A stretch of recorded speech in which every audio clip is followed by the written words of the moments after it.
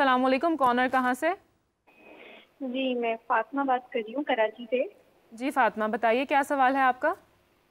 मेरा ये सवाल था कि जब हम बहन भाई छोटे होते थे तो अपनी सबसे छोटी सिस्टर को हम लोग बहुत तंग करते थे कि हम उसको कचरे से लेके आए या मम्मी अबू उसको वहाँ से उठा के लेके आए। इस तरह से तंग करते थे विदाउट रियलाइजिंग कि उसने इस चीज़ को अपने साइकोलॉजिकल माइंडसेट में इस कदर बुरे तरीके से अडॉप्ट किया है कि शी इज़ नाउ, क्योंकि अब वो बड़ी हो रही है, तो बीइंग वेरी अग्रेसिव।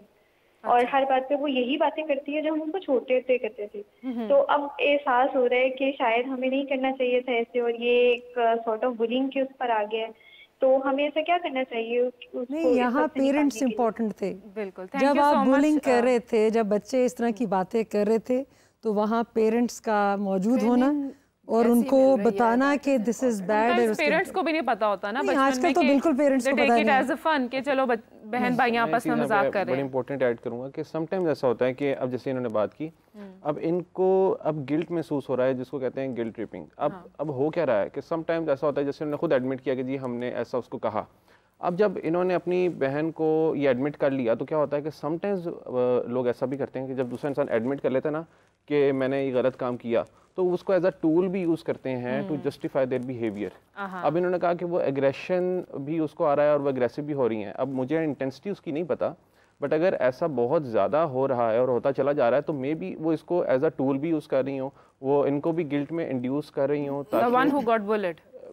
वो ये जिन सिस्टर की ये बात कर रही हैं, वो खुद ये डेलिबरेटली भी कर सकती है ना कि वो दूसरे को ये गिल्ट में डाल देंगे, तुम लोगों के ये बिहेवियर रहा है मेरे साथ बचपन में, अब जो मैं चाहूँ वो मैं कर सकती हूँ। ये भी फैक्टर है। हाँ।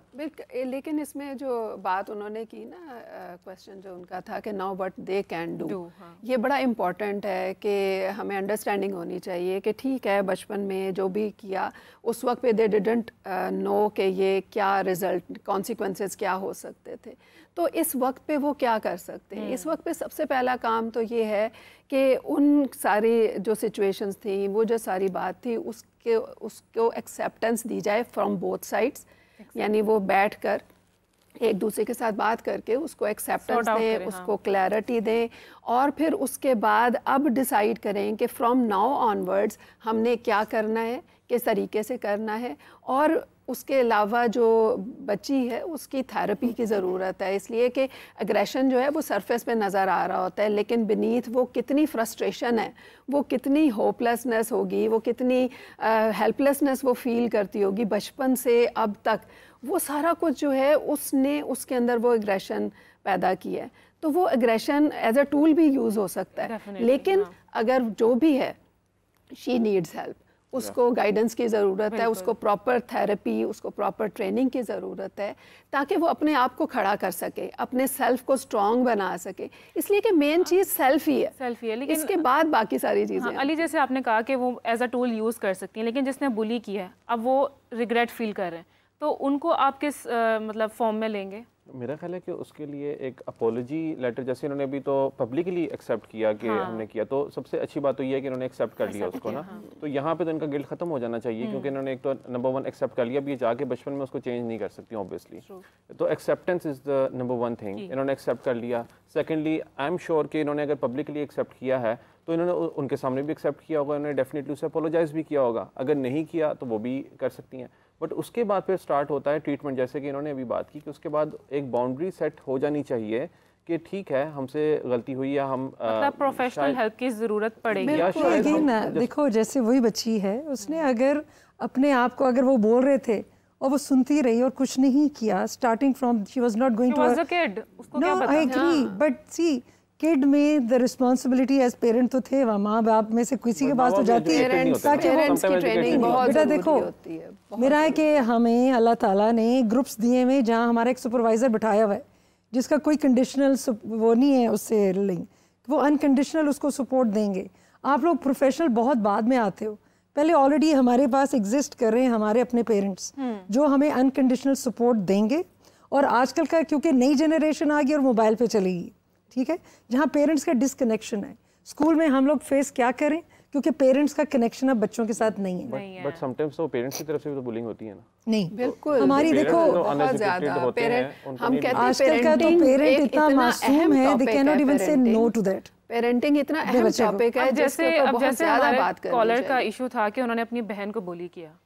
यूजुअली हम मोस्टली आज यही सुन रहे हैं कि लड़कियां बुली हो रही हैं, जी तुम मेकअप कर रही हो, तुम काली हो, तुम गोरी हो।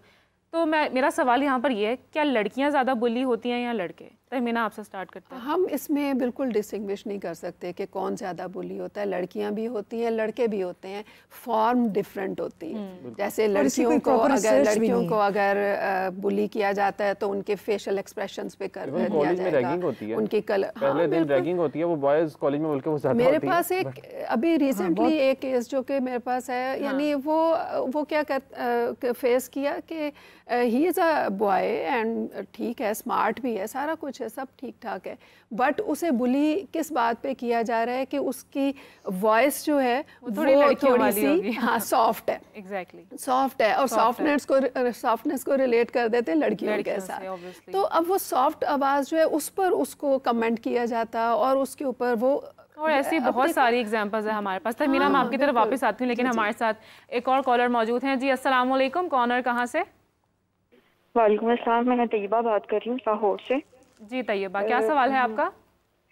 मुझे ये बात करनी थी कि मैं एक जगह जॉब करती हूँ, मैं सीनियर पोजीशन पे काम करती हूँ, लेकिन मेरी एज 30+ है, और जो मेरे जूनियर्स समटाइम्स अगर वो मुझसे डिसएग्री करते हैं या उनको मेरी कोई बात नापसंद होती है तो वो मेरे सामने तो नहीं लेकिन मेरी बैक पे मतलब उल्टे सीधे अल्फाज मेरे बारे में इस्तेमाल करते हैं कि ये औरत, वो औरत, और इस तरह करके ना वो मेरे बारे में बात करते हैं। तो मतलब किसी से डिफरेंस ऑफ ओपिनियन की वजह से या किसी की मतलब वो लेट शादी का उसको ताना देना, तो ये मतलब मुझे ऐसे ये बात कोई इफेक्ट नहीं करती, लेकिन जब मेरी बैक पे जब मुझे कोई इर्द गिर्द के लोग बताते हैं तो वो मुझे ज़रूर चीज़ बुरी लगती है।